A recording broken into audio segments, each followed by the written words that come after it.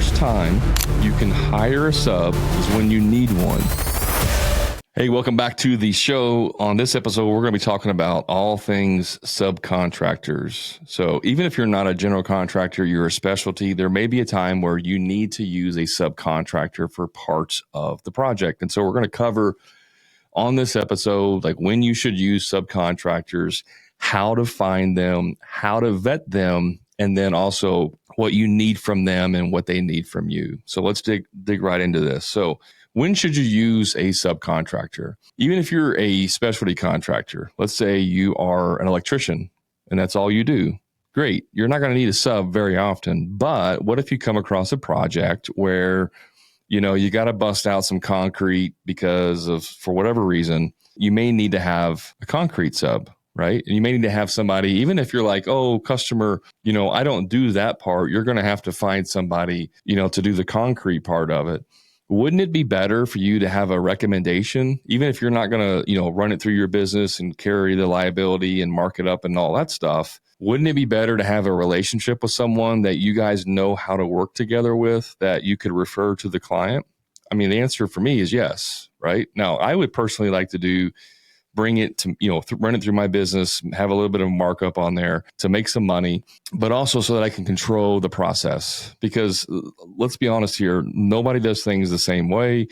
Some people are super flaky. Other people, they just, you don't even know how they have a license. I mean, it's all over the board, right? Everyone struggles with this problem. And the reason I'm recording this podcast is because yesterday on the Profit Accelerator, we had a question came up about subs. And then even today, the guys in the Profit Club are talking about subs. One of my guys had to fire their tile sub because, they're doing a crappy job and it's really hurting their reputation as well as hurting the project, because now things got to be redone. And so it is a problem in the industry. I've had my fair share of bad subs. And so we're going to cover that. This is what we're talking about. And, when you use a sub, even if you're a specialty, the example I just gave, it's better to control that. It's better to have relationships with that person because you don't know what they're going to do, what they're not going to do. If you are like a general contractor and you use 100% subs, obviously this applies to you. But maybe you're like a remodeler or something and you only sub out some things. When I did remodeling, I would sub out the electrical, I would sub out the plumbing, and usually I would sub out the painting, depending on the scope, the size. Sometimes I would sub out the drywall, hanging and finishing. So it just kind of depends. But having those people in my back pocket and being able to use them when needed made my life much easier. There's lots of reasons why you might want to use a sub. Now, one of those reasons is to actually be more efficient in your business, in your projects. We would do a lot of things ourselves. And, sometimes we would do things that we weren't licensed to do. And I don't mean crazy things. I mean, very basic, simple things, but technically our license didn't allow it to happen. Right now in Indiana and in my city, like it's one of the most, restricted and craziest laws and, restrictions on what you have to have. It's absolutely insane what you have to have. So for example, plumbing, I'm talking about light plumbing, you know what I mean? Like setting a toilet, let's be honest. It's not that difficult to set a toilet. It really isn't. Can you mess it up? Sure. But is it difficult? No. And so many times, if we're doing like a partial project or maybe we're doing a flooring, like all we were doing as part of a project was replacing a floor in a bathroom or something, and we need to yank the toilet to lay the floor. Like I wouldn't call a plumber to do that. We would just do it ourselves, right? And so those things kind of lend into doing some of that work yourself. Not saying it's right, not saying you should do it, but let's be honest, we've all done some of those things. I've done plenty of jobs I didn't pull permits on. Doesn't mean I did crappy work. It just means I didn't pull a permit, right? Again, we've done some of these things. And what I learned on one particular job, we were doing a basement remodel, and there were just some minor plumbing things that came up. Again, nothing major, minor stuff. Like we're not running drain lines, we're not running supply lines and things like that. But maybe we just got to extend a line, like extend a supply line, 2 inches, and we just got to put a coupling on there and extend it. Little things like that. But we're doing this basement. We had a few different plumbing issues. And after that job was over, and I've talked about this before, 25 trips to the store. And this was like, 1 hour round trip to the store was 1 hour, 25 trips, 25 hours wasted. And I look at the receipts, and at least a third of them were getting plumbing things, because what would happen is, oh, we just need to have a coupler. That's it. We go to the store, we get a coupler, we come back, we try to put it on and realize like, oh, that's not all we need. We need something else because we're not a plumber. And so we don't have all the plumbing materials that we need.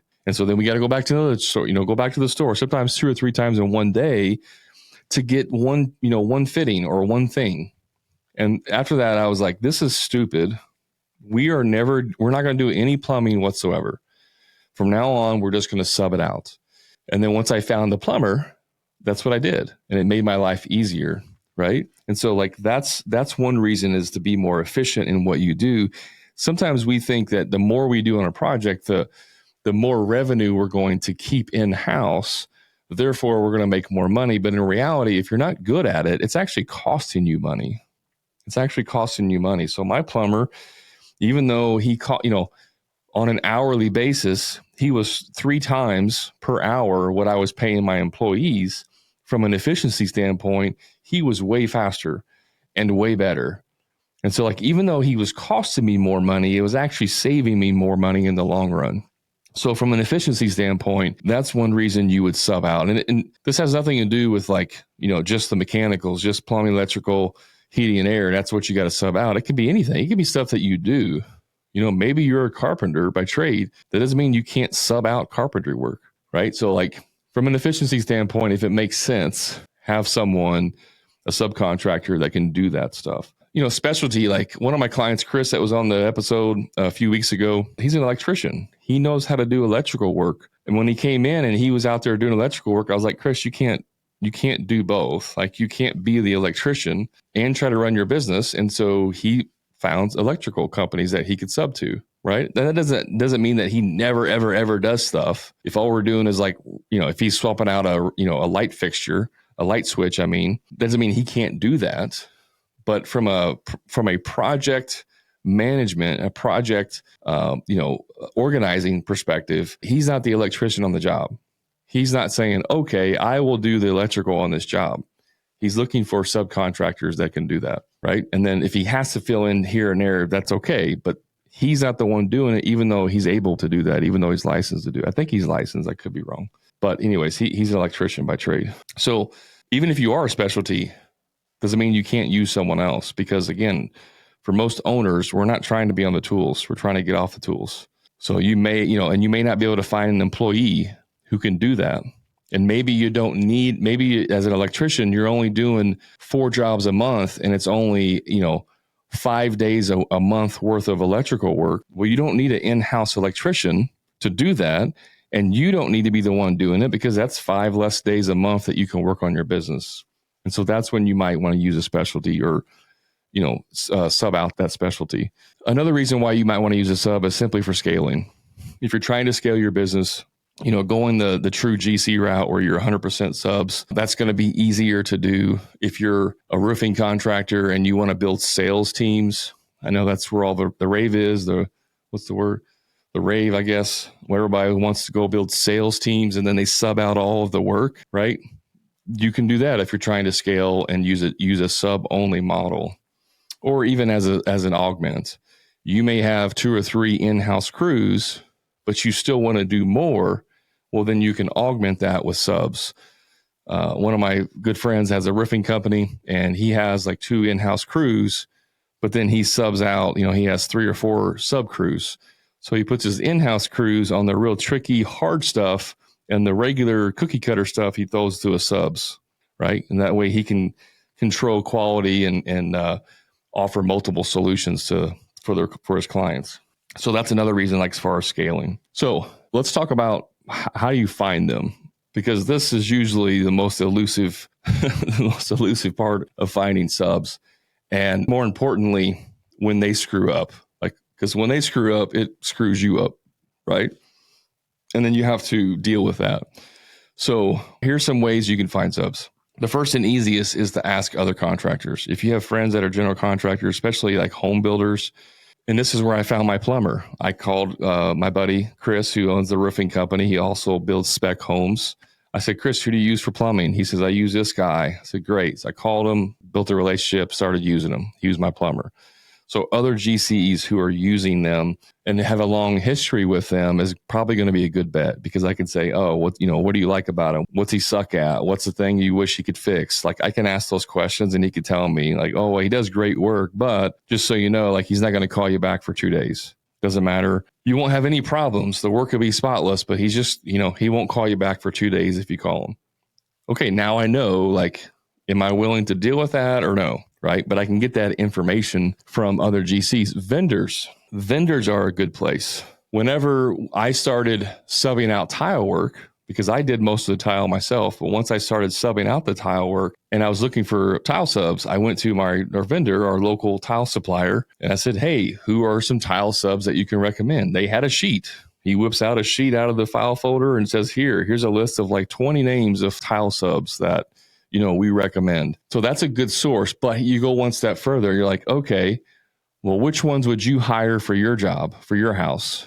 Well, I would probably hire these 2 guys. I'd call these 2 guys first, because they deal with these people behind the scenes. And so they're seeing the raw side of the contractor, subcontractor, not the front facing, exaggerated lying side of the contractor to your face. And so they know if that sub is always coming back and having to get more material because things are broken, or they have to redo stuff, or they missed things in their estimate, they see that. They can see that this sub is not organized. They can see that this sub makes mistakes. They get the complaints from customers potentially that are using those subs, because they would also sell to the public. And so if the public came in and said, hey, we want to retile our floor, who's some tile subs? They give them that same list. And if that sub doesn't do well, that person's going to go back to the vendor and be like, hey, this sub you gave me sucks. I would probably take him off the list, right? They're going to get some of that feedback. So vendors can be a really good source for finding subs as well as vetting them. Because again, they're going to see the raw side. When they come in and they complain about the GC they're working for, if they come in and complain about customers all the time, they're always complaining. That may not be somebody you want to work with, right? And so they're going to see that side of them. So vendors is a good source. Your network, just your network. You can, let's say I'm looking for an electrician.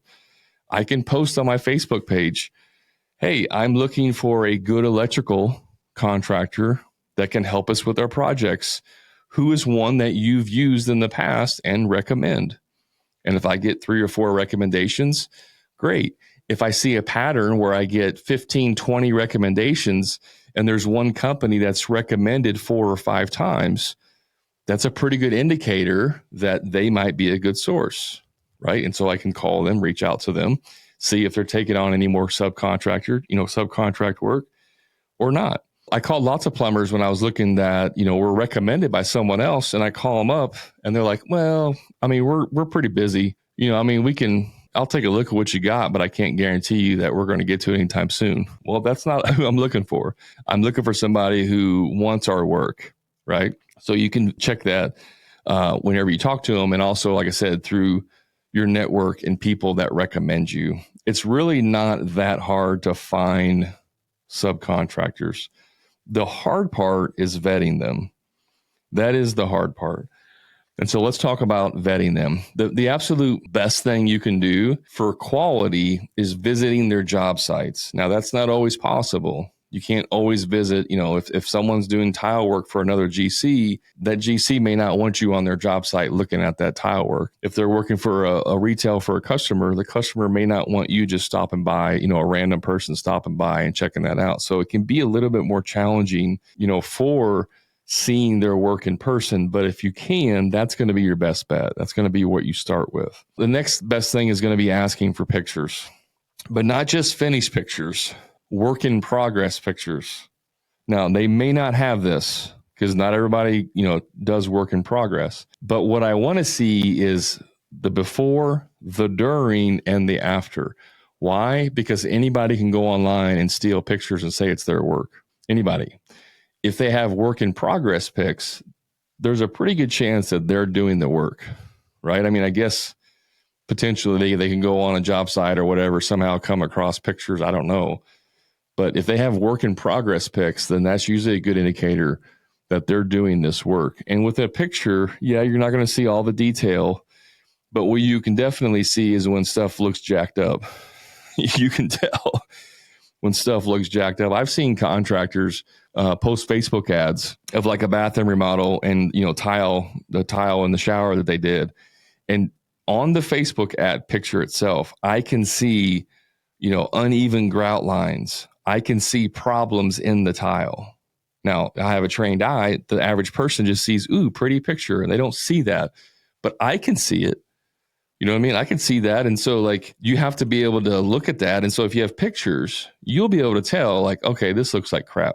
You know what I mean? Now, if they have close-ups of like really, really intricate, joints or mosaics or whatever, where you have really tough cuts and really hard angles and transitions and stuff like that, you can see some of that in a picture, right? That'll come through it basically shows what they're capable of. If I say, hey, send me over some pictures and, do you do showers too? Oh, yeah, we do showers. Great. Can you send me over some pictures? And all they send over is 5 finished pictures of floors and no showers. That's not good enough. I'm like, hey, I want to see some showers. Oh, I don't have any pics of showers.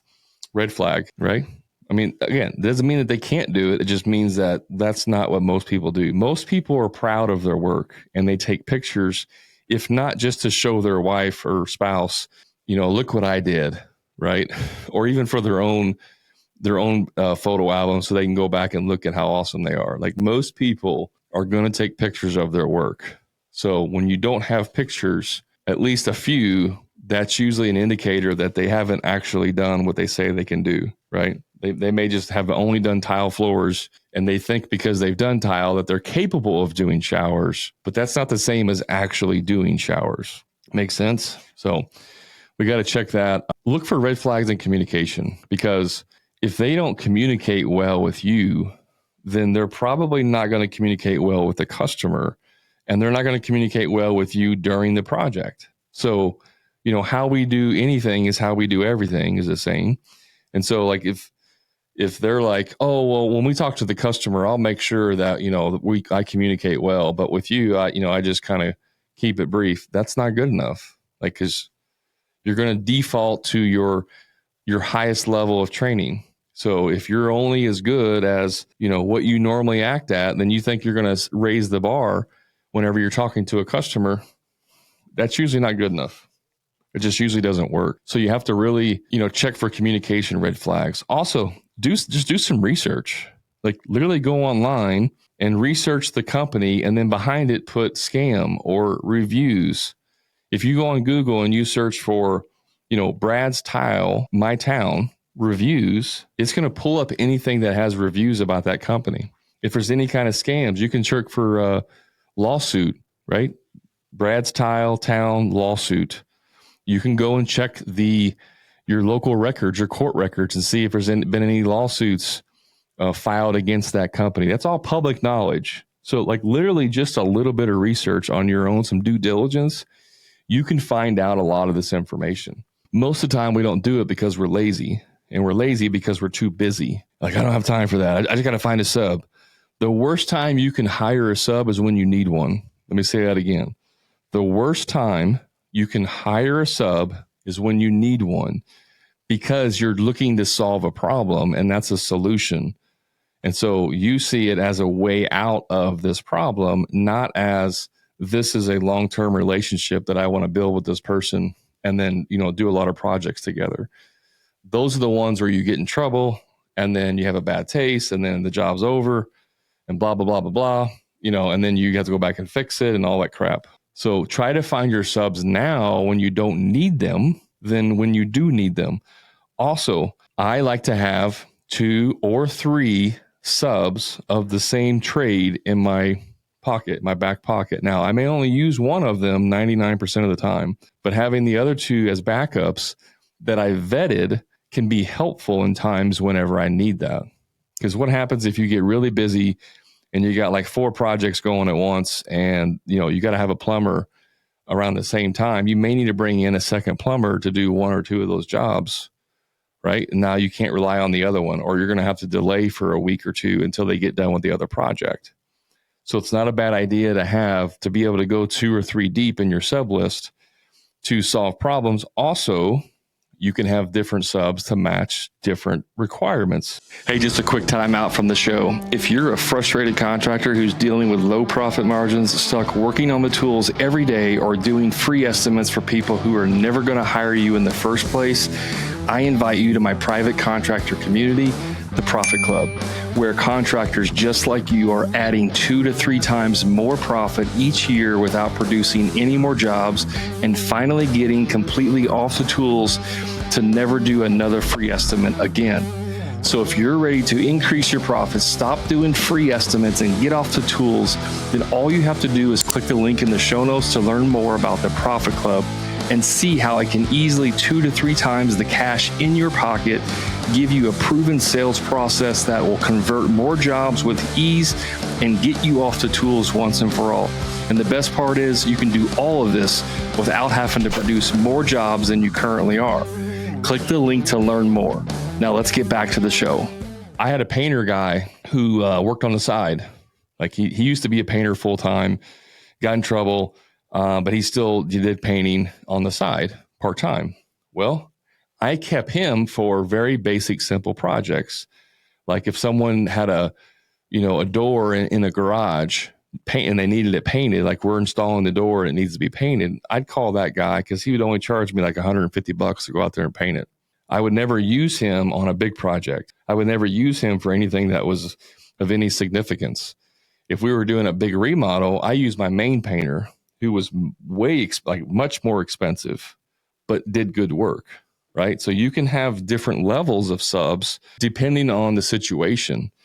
Every once in a while, you got to do a little cash job here and there, and you got to, fill the schedule, or you just got to get something done, or there's just no budget there and you're trying to help the client out or whatever it might be. It's helpful to have those, tier 2 or 3 subs in your list that you can call to help somebody out or get stuff done. That's usually only if the quality of the project and the experience doesn't matter that much. If it does matter, I'm using my tier 1 subs all the time. So that's different opportunities when you can use subs. What else? Oh, ask others. You can just ask others. Hey, have you used so-and-so? Have you heard of so-and-so? Oh yeah, but I wouldn't use them. What makes you say that? Well, one of my clients called them to come in and do some work, and it was terrible. We had to go in and fix it after them. Oh, really? Yeah, I would never use that tile sub. Okay, sounds good to me, right? Maybe I don't want to use that tile sub. I've seen people usually when you're using tile, like they have your tile saw set up in the front yard, and you can tell when somebody's having tile work done. And a lot of times I'll, like at a retail, not a construction site, but like retail, I'll stop in and talk to them. Hey, you guys doing tile? Yeah. Are you doing it for yourself? Are you a subcontractor? Oh, we're a sub, for another contractor. Awesome. Well, I'm looking for subs. I'm looking for a tile sub. That's something you guys would be interested in. Yeah. We'd definitely be interested in it. While I'm talking to this person, I'm visually looking around the job site. How are they setting up their tile saw?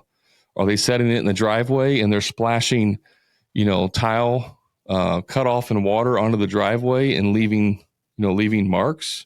Do they have a tarp down?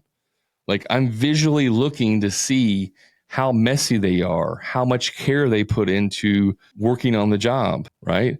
How frantic they are. Like I'm observing all of these things while I'm talking to that person. I'm not just there to talk to them. I'm using it as an opportunity to observe. And so I'm looking for all those clues. Is this guy going to be crazy? And they were employees. This guy was one time I did this, he was an employee of the company, but he says he does side work because he's trying to go out on his own. He's trying to start his own tile sub business.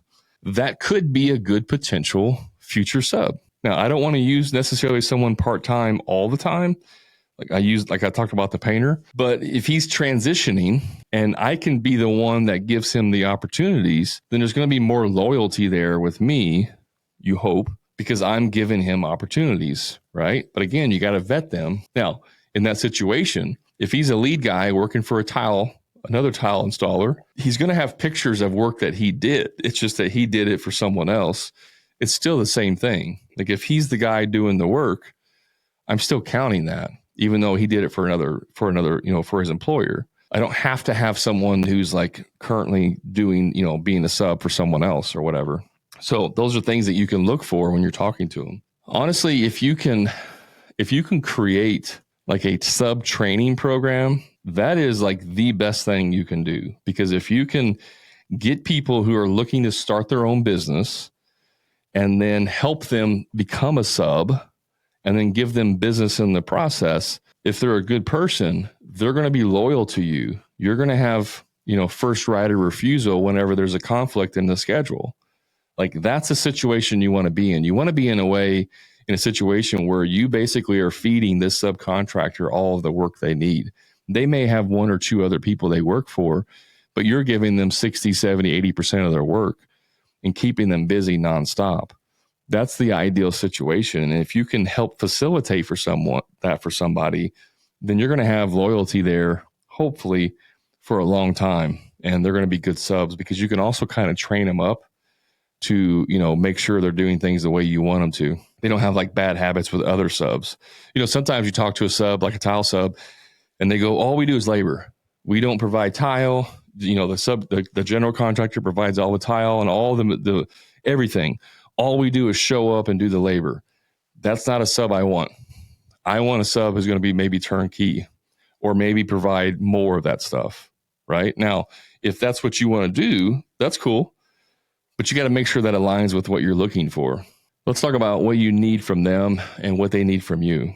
This is where a lot of times the train falls off the track, right? The wheels get derailed. For some reason, I can't get my sayings together today. My quotes and metaphors and all that are just not working today. This is where the wheels fall off the track or whatever that saying is. You have to make sure there's clear understanding.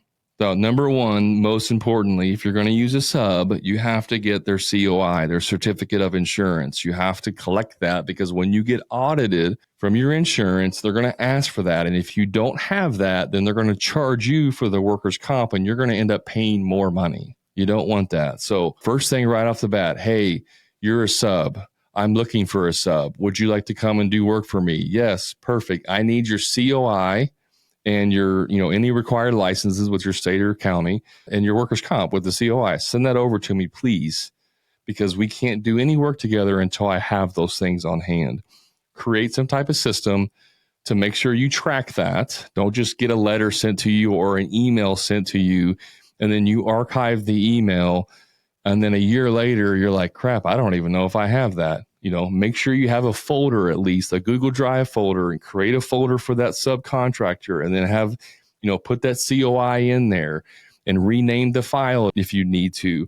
If they send you a COI and it's just, file attachment 169243210, and that's the file name, and you're like, cool, and you save it to your Google Drive folder, you're never going to find that file a year later. So go in, rename the file, whatever the subcontractor's name is, Brad's Tile COI 2025. Why? Because every year I'm going to get a new one. And if they're all titled the same, then I got to click on them 18 times to figure out which one's right. By the way, this is a productivity tip, guys. Don't be lazy because you're busy and do these things. Make sure if you just take that, it's like 30 seconds.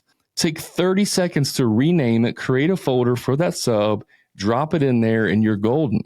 You don't have to waste, a half hour a year from now because you can't find the damn thing. So you get the COI, you get in your licenses required, you get that stuff emailed or, whatever, text. So I don't care. Just get it, put it in a folder for your sub, and make sure you have it. And here's another thing. Actually look at the COI.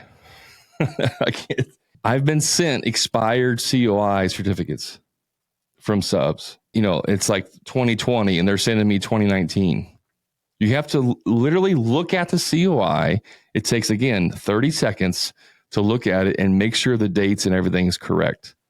Make sure it actually says liability insurance and make sure it actually says workers' comp insurance. You have to collect those things. So make sure you collect them first. So you have to get those things from them, right? The next thing, this is just a conversation. How do you like to communicate? Do you like phone calls? Do you like text? Do you like email? Do you use WhatsApp? Do you use some other program? How do you like to communicate? Right? It doesn't mean that you're going to always communicate that way. But if they say, oh, I prefer text, text is good. Awesome. I can do text. How long does it typically take you to respond when someone texts you? Now you may say, like, that's kind of a dumb question. No, because I want to know if I text you and you don't respond for 3 days, that's a problem, right? That's a problem I got to deal with, or at least have a plan for. So I want to know how they communicate. And then also, I'm going to set some expectations that I have for them. But on top of that, I'm going to have specifications of what I like and don't like. So let's say that, and this is what I did on all my showers, we would use Schluter edging, the aluminum edging on the edge. I forget the name of them. Like there's Quadac and a bunch of other ones, the profiles. But I would like to use the edging, the aluminum edging on the edge of the tile, instead of doing like a bullnose or some other type of tile.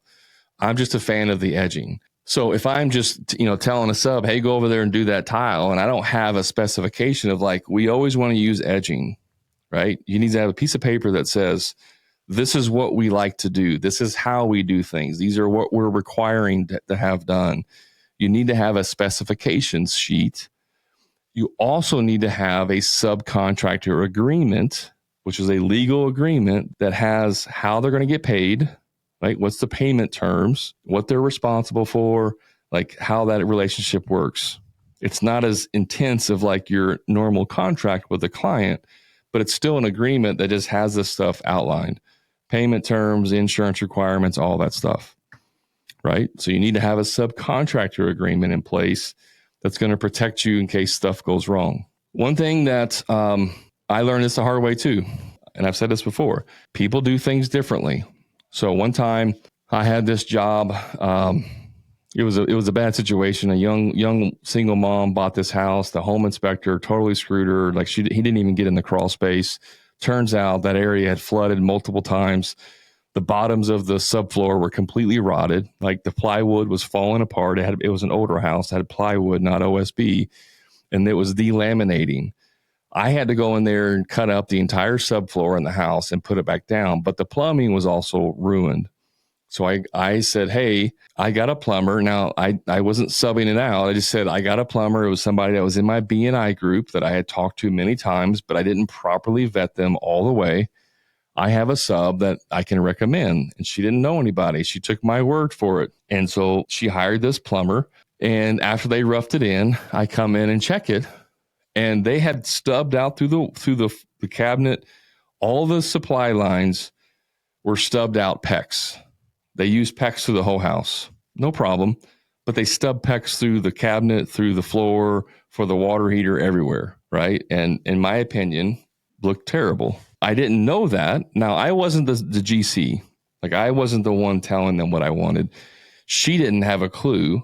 So she was just going with whatever they wanted. They basically saw an opportunity to take advantage of this woman, right? And do a quick and dirty install with like no quality control whatsoever and make a crap ton of money because they overcharged her, delivered a terrible product, and they were out, right? And like, I never used that plumber or recommend them ever again after that. But that was an example of like, if you want copper or you want chrome or you want, like on the toilet supply, you want to have, if they have oil rub bronze finishes, you want to have an oil rub bronze, nipple coming out of that. You have to spec that. You have to tell them what you want. If you don't tell them, they're just going to do whatever their default is. They're going to do whatever the majority of their GCs that they work for tell them. Right? You might be the only GC that wants copper stub out. All of the other 6 GCs they work for, they don't care. They just do PEX. And then you show up and it's all done and it looks like crap. So you have to make sure this isn't a common sense. This is not an area of common sense.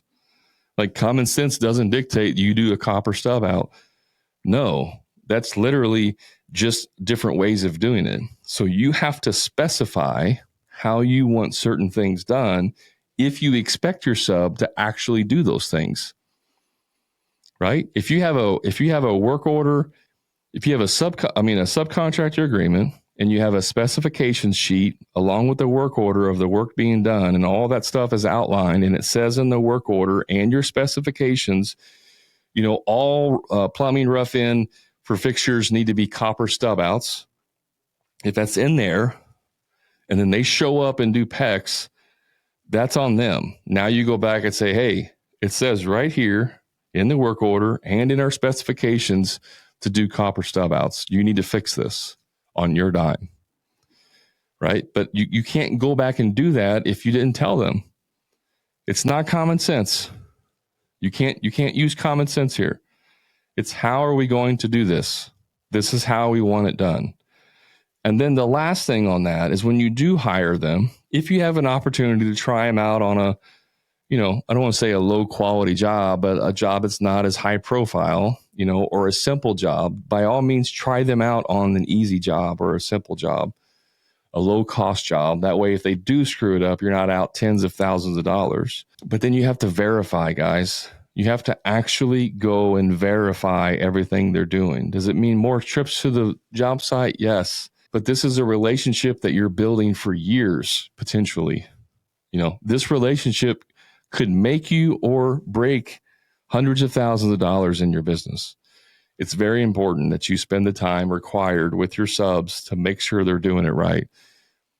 If there's an owner and then they have employees, like maybe you have a drywall sub and the owner of the company, he doesn't do the work. He has employees that do the work, and you're only talking to the owner. Well, does the owner go to the job site and check? Does he have a foreman? Because if it's just me telling the owner and I give him all the information, and then the owner is just verbally telling his team, right, with none of the information that I gave him, that's an opportunity in the chain of command for missed information. So I want to know, how does that look like? Right? Is the owner going to show up on day one with the lead guy, and then he just wants me to tell him right there, in person what we're doing? Not good enough. Is the owner on the tools? Is it a one-man show? Is he the one doing the work? Right? Is the owner actually subbing out work? That's not really good. If I'm subbing out a tile guy, and then I come to find out that he subbed out the work to someone else, that's not good. I don't want that. Right? Because I want to keep the quality control. And it's not just, I need warm bodies to show up and do this work. It's like, I actually need this work done right. So you have to babysit them. You have to check on them. You have to verify in the very beginning to make sure everything's done right. You have to. I remember one time I was working for my old boss. I was the construction manager, and we were using new drywall subs. They came out of a different city on one van. I'm not going to say anything else, but they did a fine job. They were fine. But the first time they came and hung drywall, I went to the job site, I put up a bucket, and I watched them for 2 hours. I just watched them work. Now, they hated it. I just straight up tell you, they did not like me being there. But I watched them for 2 hours, and I learned a ton of information just by watching them. Now, after that, I never watched them again. I didn't need to, because I got enough information by watching them for 2 hours on the first job, right? And so that's what I mean by and I'm not saying you got to watch them for 2 hours, but you have to at least show up and check in. The very first day that the plumber's coming and he's going to do the rough in, I'm going to be there, casually sweeping the floor and checking on things, when really what I'm doing is just watching him and talking to him and seeing what he's doing. Now, I'm not going to stand over his shoulder and be like, okay, what are you doing now? How are you going to do that? What are you doing now? I'm not doing that. I'm not going to keep them from working. But if he's there and he starts roughing in the supply lines, and I'm there doing things, quote, sweeping the floor, I may go out to my truck and make a few phone calls. I come back in an hour, 2 hours later or whatever. I can see the progress that's being made. And I know with a little bit of effort, okay, this guy's doing things differently, or I don't like the way this guy's doing it, right? Now, by the way, this doesn't have to be you. It can be your project manager. It can be whoever. But when you're vetting a sub, you have to put in the effort to make sure they actually know what they're doing. You can't just be, Hey, John, I got your number on Craigslist. I saw you're a drywall finisher. You finished drywall? And he's like, yeah, I finished drywall. Perfect. I got a job. I got a whole basement I need finished. Can you start tomorrow? Yeah, I can start tomorrow. Perfect. Here's the address. Let me know when you're done. And then you go over there 5 days later and it looks like complete dog shit. Like, that's your fault. That's 100% your fault. You didn't do any of that. You didn't do any vetting. You didn't check anything. Guys, you have to do this stuff. It's not micromanaging. Trust, but verify. I trust you're going to do it right, but I am going to verify that you are actually doing it right the first few times. Once I am confident that you're doing it, I check it off. I no longer have to do that. Maybe sporadically, every third job, fifth job, I go out there and just check and see how things are going. Right? I'm checking in. Sometimes you hire a sub and they have a lead guy or a laborer who's doing the work. He's phenomenal.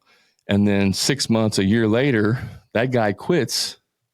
Owner hires someone else and the new guy is terrible.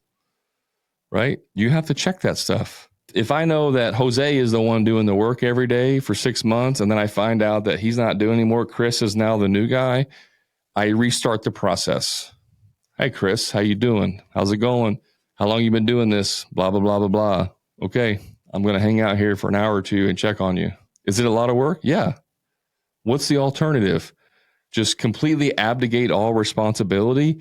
And then when they're done tiling the shower, you get a call from the client who's like, I don't think this is right, Brad. I came home and they were putting tile right over the drywall. Now you have a whole shower to redo versus if you would have just been there for 2 hours to verify that would have prevented all of that. So you have to do this stuff if you want to have good subs. Another thing is treat your subs better than everyone else. Even if they have 30-day net terms, doesn't mean that you have to wait 30 days to pay and go, well, that's what you put on your requirement. If I have the capability of paying them net 5 or net 10, I'm going to do that. Why? Because I want to be the better GC than all the other GCs. I want them wanting to work for me, not everyone else. I'm going to take care of them. I'm going to show up to the job with drinks or snacks or whatever every once in a while. Like, I'm going to do that to make sure my subs are happy. Why? If my subs are happy, my clients are happy. If my clients are happy, I make more money. So that's the end of this episode, guys. I hope it's helpful for you. If you're using subcontractors, make sure you're doing these things. Make sure you're vetting them. Make sure you have your subcontractor agreement. Make sure you're collecting the COI and all the requirements and tracking that and keeping it in a file system. If you do all these things with your subs, you will have a much better experience. So that's all I got for this one. You know where to find me on the socials. Search for the Hammer Grain Podcast. If you haven't checked out my new program, the Profit Accelerator, highly recommend you go check that out. It's for all levels, but mostly for those who are just starting out or who need a little bit of struggling financially but need help. It's only $97 a month. That's it. $97 a month. There's one marketing call a month. There's 2 Q&A calls a month, and there's 1 sales training call a month. So every week there's a call to help you along with training, actual videos and training to help you in your business, how to get your pricing right.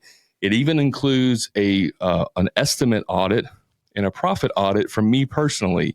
You're going to send me your estimate and your P&L, and I'm going to audit those and record a Loom video telling you how to structure your estimate so that you can have a much higher chance of closing jobs, and also checking your pricing to make sure that you're charging appropriately to get the profits that you need. All that's included for $97 a month. You can cancel anytime you want. I highly, highly, highly recommend you go check it out. I'll have links in the show notes, but you can go to thecontractorprofitaccelerator.com and sign up. It's $97 a month. It's way undervalued. As we're launching this, it's a brand new program I have. Eventually, the price will go up. So right now, you can take advantage of the early adopter founder plan, the founder pricing, and get in there for $97 a month. It's way too cheap, but I don't want anybody to have any more excuses. Go check that out if you need help in your business. And also, remember this, until next time, profit is not a dirty word.